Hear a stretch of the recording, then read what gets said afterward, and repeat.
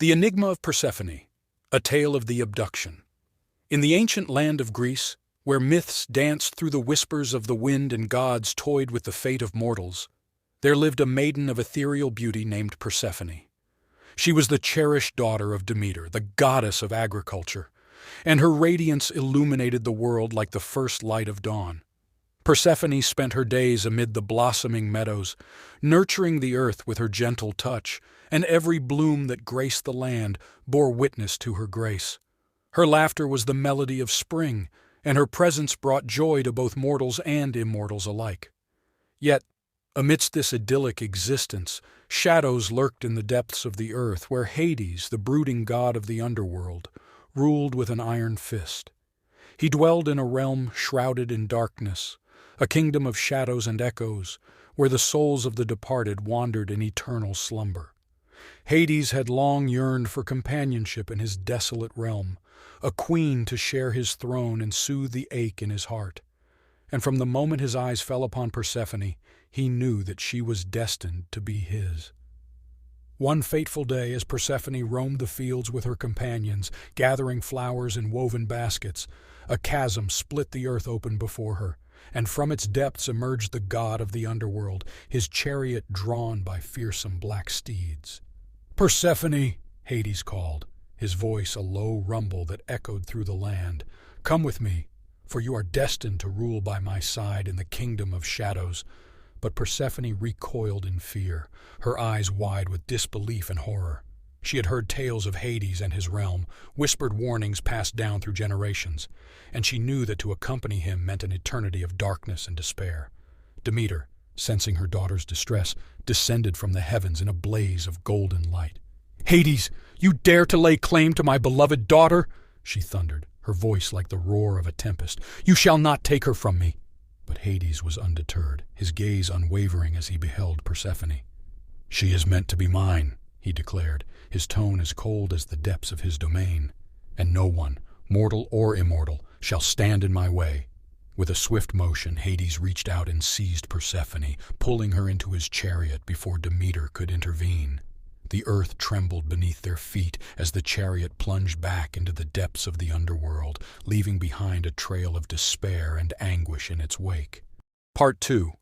Demeter's grief knew no bounds as she searched for her lost daughter, her cries echoing across the land and causing the crops to wither and die.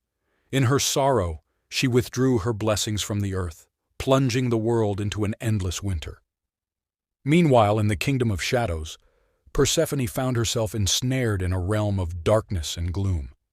Yet, despite her initial terror, she soon discovered that Hades was not the monster she had imagined.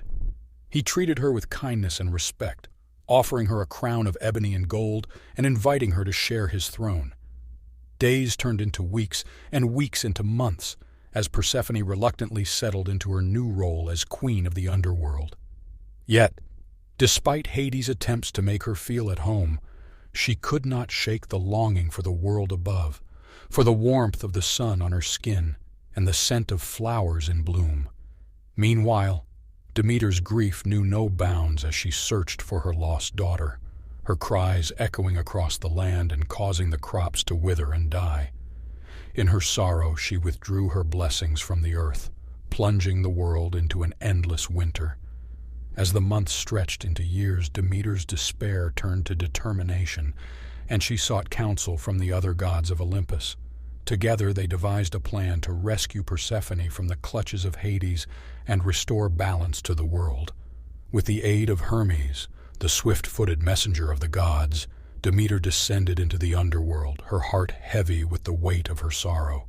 Yet despite her grief, she knew that she would stop at nothing to bring her daughter home. Upon reaching the kingdom of shadows, Demeter confronted Hades, her eyes blazing with righteous fury. "Release my daughter," she demanded, her voice echoing through the cavernous halls of the underworld. "For she belongs in the world above, where her light can shine brightest."